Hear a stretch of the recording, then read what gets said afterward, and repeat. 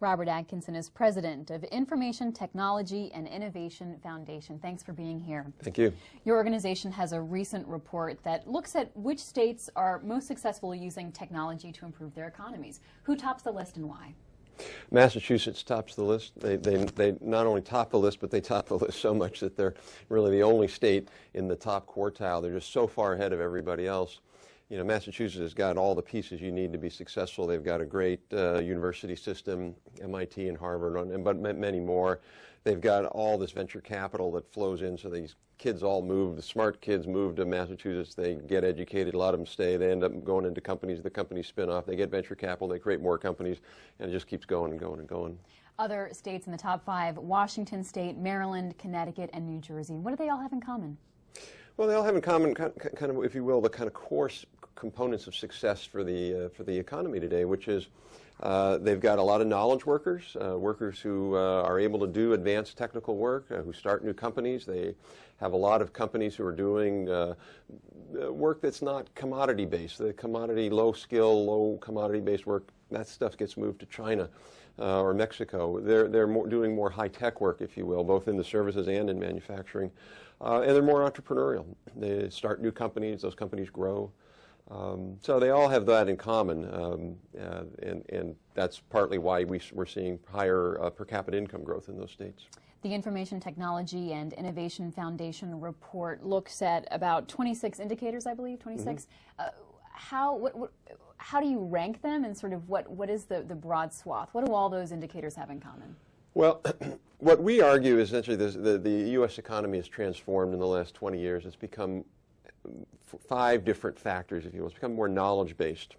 So the jobs, the new jobs that are growing require more knowledge and more skills. It's becoming more global. That's pretty obvious with all the global trade and foreign direct investment. It's becoming more entrepreneurial.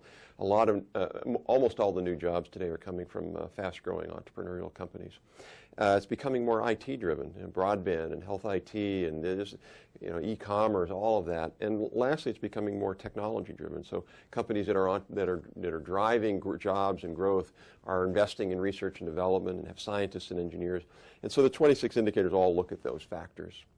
Our guest, Robert Atkinson, is the president of the Information Technology and Innovation Foundation. We're talking about which states, according to his group's report, are most successfully using technology to improve their economies and which states are failing at that. You can join the conversation. Republicans, 202-737-0001. Democrats, 202-737-0002. And independent callers, 202-628-0205. The bottom 5 states: Wyoming, Alabama, Arkansas, West Virginia, and Mississippi. Many southern states there, with the exception, of course, of Wyoming. What do these 5 states have in common? Well, what the southern states and some of the upper plain states have in common, particularly the southern states, is, ever since World War II, the southern strategy has said, we're going to grow by attracting companies from the north who essentially like the south because we don't have high wages. And that's been a strategy, and that strategy worked really, really well up and through the 80s. And then now companies say, you know what, we're going for low wages. We're not going to go to the South. We're going to go to Southeast Asia. We're going to go to Mexico. So that historical strategy the South had to not invest in education, to not invest in higher ed. I mean, if you look at the universities in the South, there's a few good ones, but overall, southern states don't have great universities as much as, say, a state like California or a state like Massachusetts or an Illinois or Pennsylvania. So the South really had the wrong strategy. It worked for a while. It's the wrong strategy. And the southern states know that. The governors all know that. They're working to have more entrepreneurial, knowledge-driven economies. It's just that it's harder for them to do it right now. Some of the states that you rank as being in the top 5 have higher tax rates for its citizens. What is the correlation between taxes and what the government provides from those states for its citizens? There's, I think, a lot of misunderstanding about tax rates and economic growth. It's not really, in a lot of ways, what your tax rate is. It's what you're getting for it. So, you look at a state like Minnesota, which historically has had high taxes, but does quite well in our index and does quite well economically. But that's because they invest it efficiently, more or less. They've got great universities. They've got really good public schools. They've got good infrastructure. So it's not, there are other states who have low taxes, but the schools, frankly, aren't very good. The roads aren't very good. Governments don't work very well. So the sweet spot is to have governments that work really well and also work in collaboration with the private sector. So it's not really high or low taxes. It's are you using your tax dollars to provide effective, good services? We have a caller from Ohio. Juanita is calling on our Democrats line. And Juanita, before we get to your call, how did Ohio do? I don't recall exactly how Ohio did. I believe they're in the 20s, or sort of in the middle. So okay. So Juanita, go right ahead. Do we have you there? Oh, hello. Hi, you're on with Robert Atkinson. Oh, hello, I'm so glad to be on. I just want to ask him about the tax cuts that we're talking about. When we get a tax cut here, the federal government picks it up on the IRS, and so you get a little bit, and then the IRS gets it. Does any of that tax goes back to any of the colleges, and so they can raise their taxes every time? Thank you. No, I think the question is, do the tax cuts somehow go back to colleges? And they don't. I think one of the challenges we face in the country is whether we're going to commit in going forward in the future to invest, to do what some people have called cut and invest, or just cut. And really, when you think about states that have done well, it's interesting, California in our index doesn't do that well anymore. They were 8th. When we did this index 10 years ago, they were 2nd. And you think about why has California fallen so much? Frankly, because California doesn't invest anymore. I mean, they're cutting their higher ed budget. Their K through 12 spending is 49th, I believe, in the country. Very, very low. It's not to say that spending is the only thing, but at the end of the day, we've got to invest in this country in growth. We've got to invest in colleges, in research, scientific spending, in workforce education, and also we've got to invest on the tax code side. I mean, one of the things that we talk about in the report is the R&D tax credit, and which is the research and development. It's a tax credit that companies get for investing here in the United States in research and development.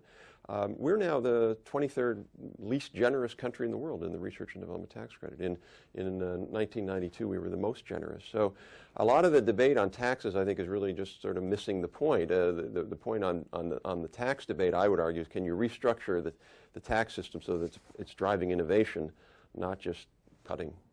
Texas. Bob joins us from Houston on the Democrats line. Hi, Bob. Hi. Welcome. Well, I was going to ask your guest a question. I used to be a plant manager of a chemical plant, and the kinds of things that he says that are being originated and being developed are things that are not exportable. They don't really make any money for the country. You know, the country has gone from a manufacturing base to the kind of product base that he's talking about. The trouble with it is that it doesn't do anything for our export and import imbalance.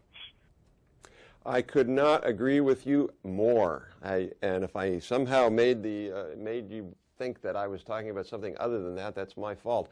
I couldn't agree more that I think one of the biggest challenges the U.S. faces is our inability to compete globally, our massive trade imbalance, our decline in manufacturing output. And when I talk about knowledge-based economy and high technology and all, I'm talking about the chemical industry. I'm talking about the auto industry. If you think about how the chemical industry, for example, is a very technology-based industry, it does a lot of research and development, it invests in new capital equipment, it has skilled workers. So I'm not just talking about, software or something like that.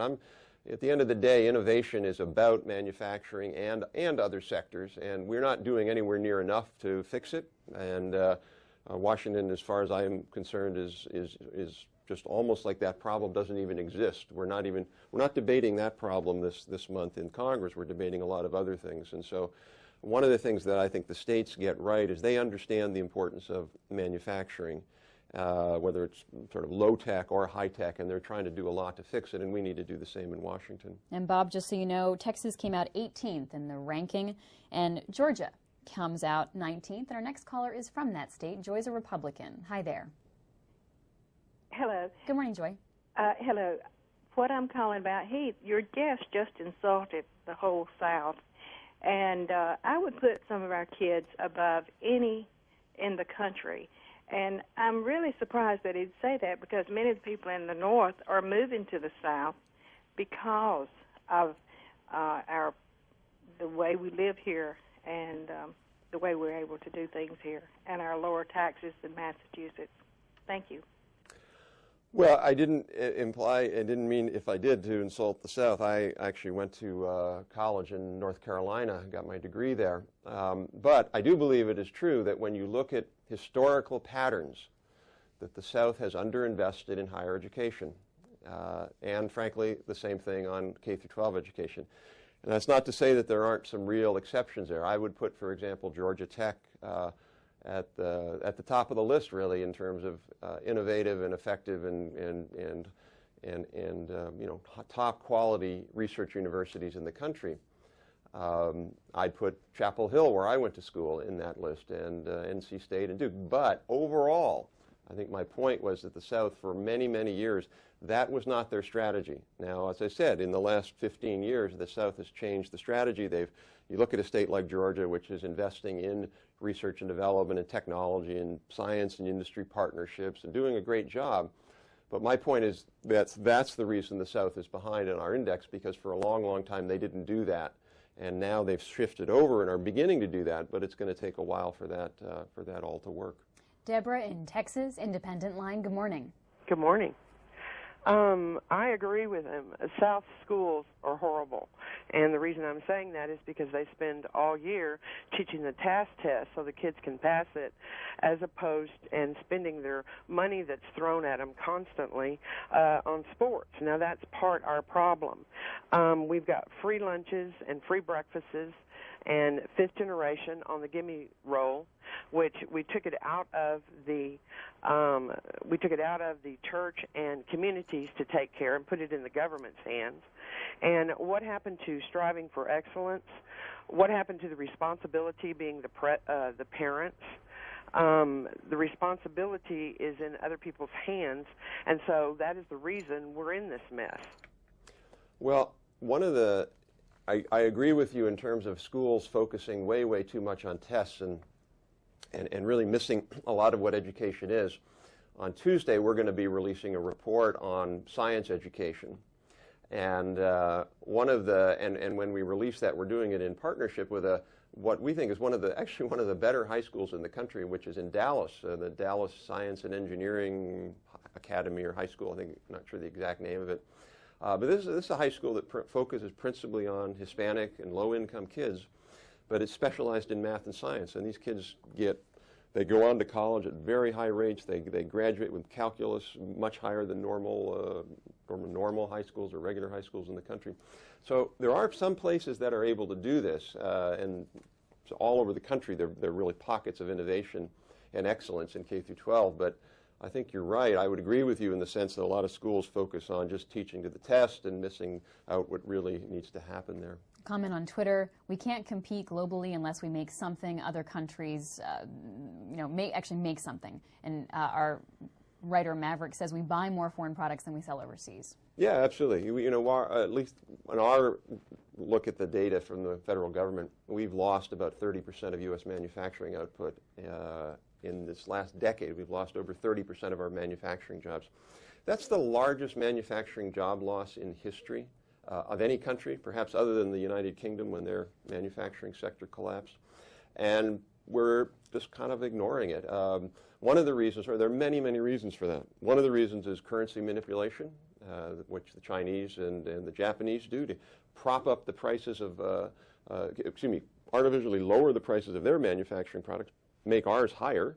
But other factor, frankly, is corporate tax rates. Our manufacturers pay some of the highest corporate taxes in the world, and we need to really begin to do something about that. One idea that I know that some have talked about in Capitol Hill, including Senator Mark Warner, is the idea of, could we use some of instead of having this really sort of fruitless debate, if you will, about should we extend the Bush tax cuts on the rich, or should we take them and freeze them and put the money into spending or into budget deficit, let's freeze the Bush tax cuts on the wealthiest 2% of Americans and use that money to put it back into corporate tax incentives for manufacturing and other technology sectors in this country. That to us is a much better use of the money than just giving it to wealthy people or, frankly, even just paying off the debt with it. That would start to drive growth in the country and get jobs back and get confidence back. Recently, you made comments to USA Today that covered the Information Technology and Innovation Foundation report. You said New Jersey has a lot of problems, particularly around government efficiency and the cost and quality of the schools, but the state has the advantage of neighboring two booming metro areas, New York City and Philadelphia. That has helped it to attract an abundance of skilled workers as well as foreign investors. In addition, it's headquarters to many firms in global technology-intensive industries such as pharmaceutical and chemical production. And New Jersey was in the top 5. New Jersey is indeed number 4 in your survey results here, your study. Do successful states have to have these booming metropolitan areas within them? And does that instantly sort of put at a major disadvantage rural states? It actually does put rural states at a disadvantage, I believe. Because if you look at, let me clarify that by, if you look at really where the engines of economic growth are today, they're in these knowledge-based, what are called clusters. So they're the classic one people talk about is Silicon Valley, but Route 128, Research Triangle Park in Raleigh, Durham, Chapel Hill. It's these places that can bring together all this mix of companies, universities, venture capitalists, community colleges. That's just easier to do if you're in a metro area.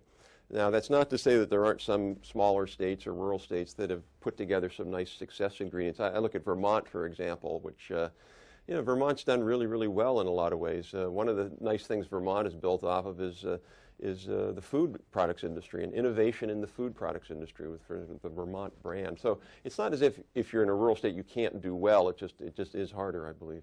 Let's go to New York, where Della is on our Democrats line. Hi there. Good morning. Good morning. In order to compete globally, technology and education are important, but what we really need is staring us in the face, and we're not about to admit it. We allow corporations and technology and finance to move all over the world freely, yet labor standards are not universal.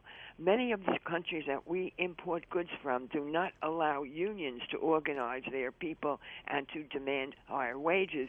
What made our middle class here were unions, and if unions are forbidden from our trade agreements, then we can never, ever expect to develop a middle class in these countries that we try to sell. How can these countries buy goods from us if they don't have a middle class with money enough to import goods from us? Well, I agree that trade agreements should, to the extent possible, include what are called labor standards, and many of the new trade agreements have done that. So I agree that that's a useful step forward. I guess I would differ a little bit in the sense of, if you really look at the difference look at a country like China, for example, even if they had labor standards, which they don't, at the end of the day, wages are not going to go up all that fast, even with unions, even with labor standards. And it's going to take a long, long time. Even if they had the right labor standards in China or India, it's going to take a long, long time for those wages to go up and to get to parity with us. And as they do, their productivity is going to go up. And so I really think at the end of the day, the biggest single thing that we could do is focus more on the currency side of it. That's where you can get an immediate 30 or 40 or 50% cost change right there if the Chinese stop manipulating their currency, and then the rest of Asia would have to follow suit. And also a whole set of other unfair trade practices. These countries are, for example, the government won't buy American products. Some of their government-related companies don't buy American products. They force American companies to build factories there if they want access to the market. So a whole set of things like that we could do. So I think labor standards are useful, but I really don't think they're a panacea to move us forward. Robert Atkinson is president of the Information Technology and Innovation Foundation, and ITIF has this new report that looks at which states are using technology to improve their economies. Mr. Atkinson is also the author of the book, The Past and Future of America's Economy, Long Waves of Innovation That Power Cycles of Growth. And we're looking at the list here of the rankings. We had a caller from New York. New York ranks 10th. Our next caller is from Oklahoma. Let's see if we can ID that one as number 42 on the list. So let's go hear what Lonnie has to say, Republican line. Hi, Lonnie. Hello. Welcome. Yes. Discussing technology and why we are having a hard time keeping up with the other people. I think some of the problem is there's so much regulation in America. If you say, for instance, I made some violin varnish one time, made it myself, and figured it all out. And then later on, now this has been years ago, about 10 years, 15 years ago, somebody told me, well, some of those chemicals you were using, they use it to make illegal drugs, and these are highly restricted chemicals. There's no freedom. But if you take like 1900, there was plenty of freedom for anybody to do anything. I mean, it was just wide open. The technology, you could do anything you wanted that you could, get away with. And when you come up with a product, you patented it, and it was, in other words, the country could use these products. But now you've got so much regulation, the only way you can ever invent something is work for Dow Chemical. Well, I don't know if 1900 was all that good a time. I remember reading Upton Sinclair's The Jungle in 8th grade, and that didn't appeal to me as a nice time to live, but I understand your point. I think the real question, if you look at, for example, the World Bank study, a study called The Cost of Doing Business, I think it's the study that looks at sort of regulation and ease of doing business. That's the name of the study.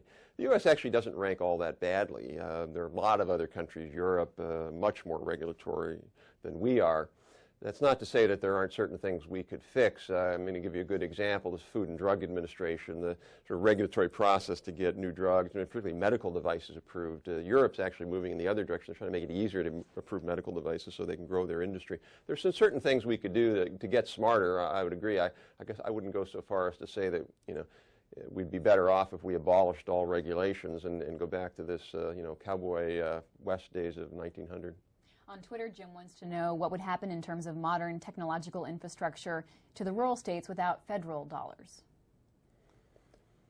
Historically, federal dollars have been really important to rural states, and sort of a little bit of a kind of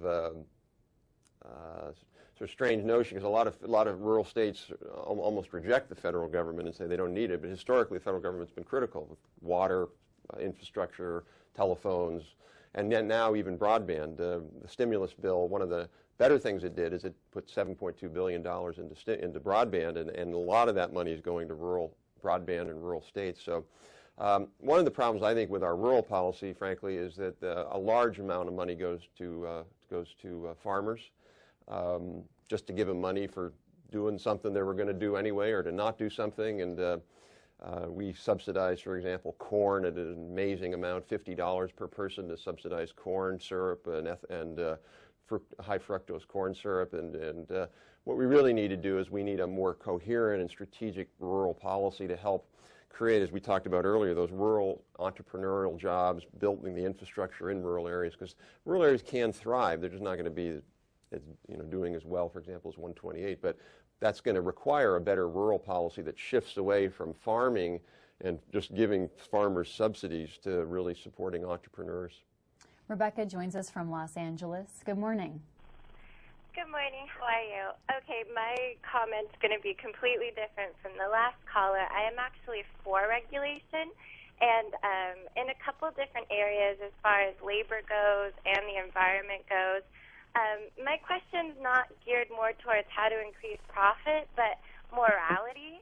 Like, I watched a documentary the other day on how these Chinese workers were committing suicide at the plant where they build iPhones, and they had to, put down a net so they couldn't jump out of the buildings because the labor standards are so terrible. And you said, increasing the labor standards is not that important. Like, maybe profit-wise it's not, but what about ethically and morally?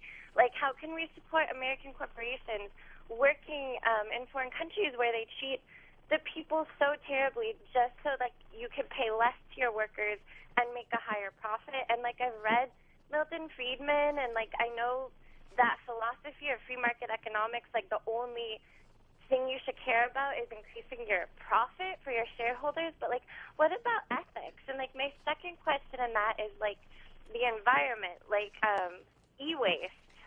all of the waste that comes from the computers and all of this stuff, cadmium and lithium and all of those things, and also like global warming, and like how do these things factor in as far as when you are in your meetings? Do you think about the ethical repercussions for humanity as far as treating labor poorly or not caring about the environment? Let's get a response, Rebecca, from Sure. our guest.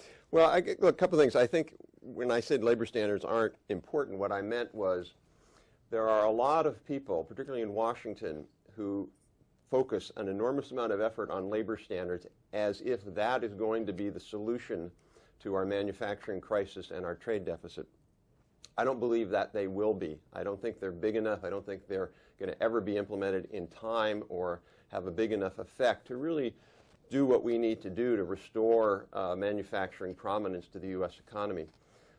So your question about labor standards in China, sure, labor standards in China should be higher. They're not. I mean, it's sort of, in a way, ironic. It's a communist country in a way, and yet they treat their workers quite badly. But at the end of the day, you know, we can put pressure on them. We can try to work with them and to do that. But at the end of the day, what that's going to require, I don't argue. I would not argue that's really in many ways in the hands of individual companies. Individual companies that's their job, is to produce low-cost, efficient, high-quality products for Americans and other consumers around the world. That really is a job for the global community, particularly the G20, to put a lot more pressure on countries to have a floor, if you will, around the world, of a floor for labor and environmental standards that countries can't go below. You're right. At the end of the day, the goal of this is not profits. The goal of this is to create high productivity, high wage economies so that people have high standards of living and increasing standards of living. And we're not doing that as well as we need to do it, and I think that's an important point. St. Paul, Minnesota, Zachary, Independent Line. Hi, Zachary. Good morning. Good morning. And Mr. Atkinson, I just wanted to say I thought that I think the things that you said when you started speaking about the technology and the education and the different programs that we have that are happening here is very important. Sending our jobs overseas to China and to Mexico, my main question is I want to know what time frame we're looking at as far as catching up.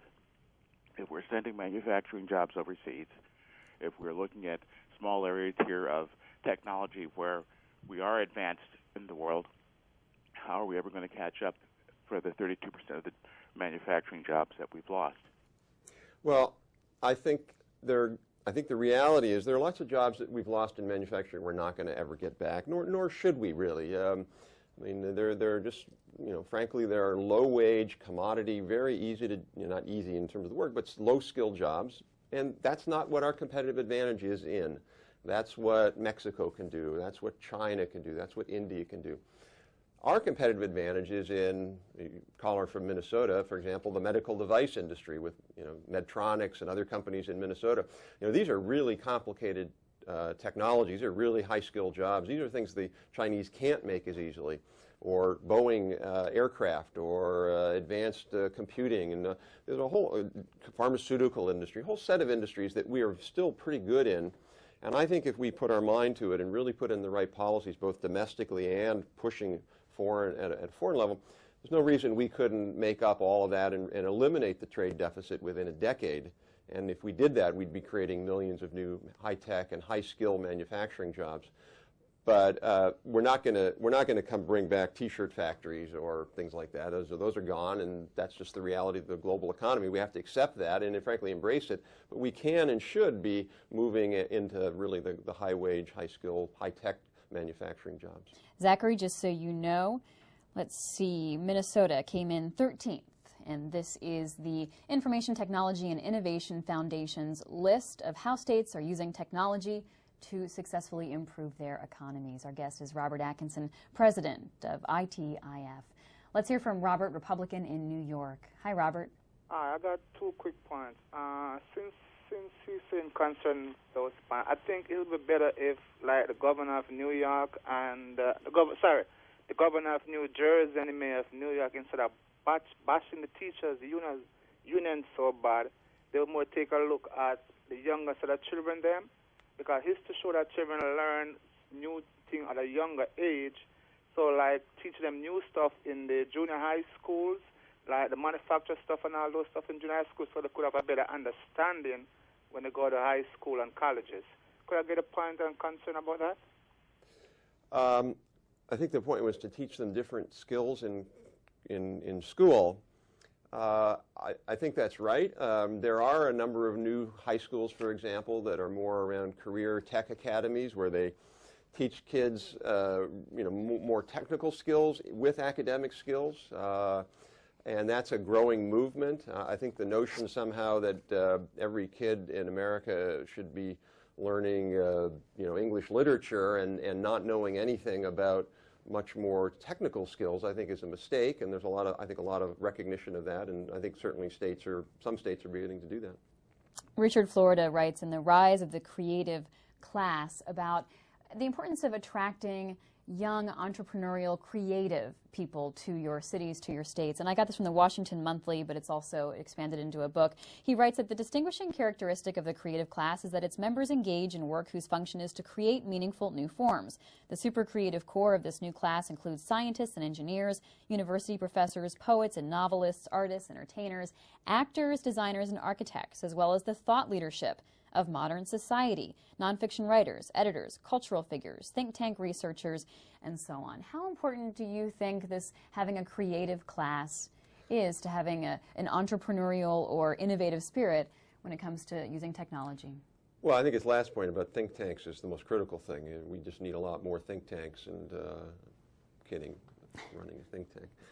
Look, I think Rich's point is that I think it goes too far, frankly. If I had to choose between, could I get an electrical engineer coming out of college, or could I be getting an artist, a portrait painter coming out of college? There is no doubt that the electrical engineer does more for the country than the artist. I'm sorry. At the end of the day, it's the creative component of innovation, science, technology, that it really is the driver. And again, I'm sure I'll get a lot of mail or whatever, to the extent one gets mail saying, I'm an artist, how can you say I'm not important?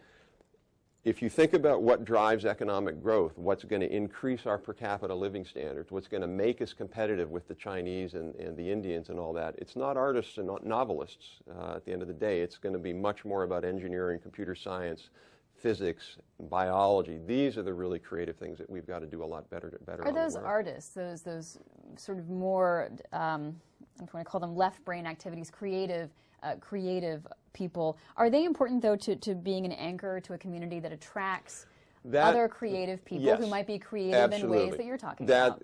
So if you're talking about the country, it's a little different. But if you're talking about a community, having a creative mix of people with the arts and other things like that is certainly important, because what you want to be able to do in a community or in a region is you want to be able to grow and attract and retain talented people who are going to be able to start companies and contribute to companies.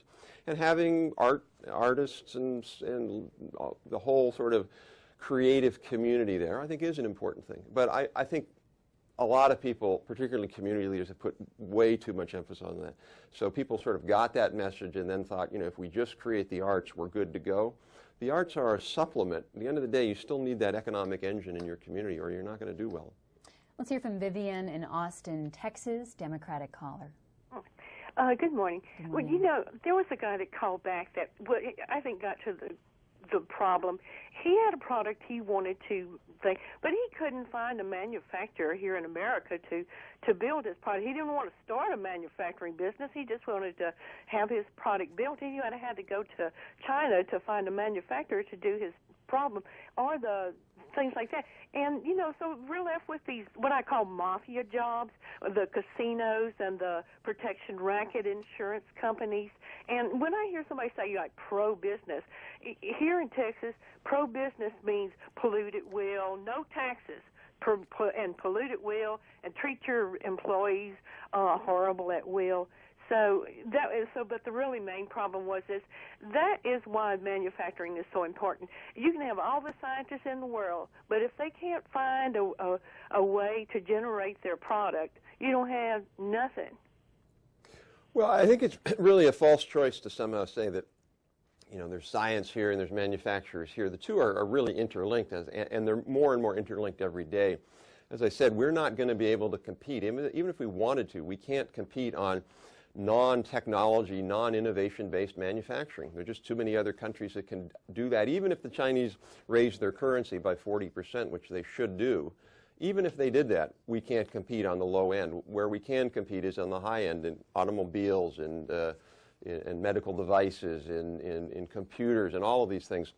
And I think the point there is this is not really an either-or. We can and should have a strong manufacturing base. But again, to somehow say that that doesn't include innovation, I think is not really on the mark. Robert Atkinson, president of the Information Technology and Innovation Foundation. We've been discussing their recent report looking at how states are using technology to improve their economies. Thanks so much for being with us. Thank you.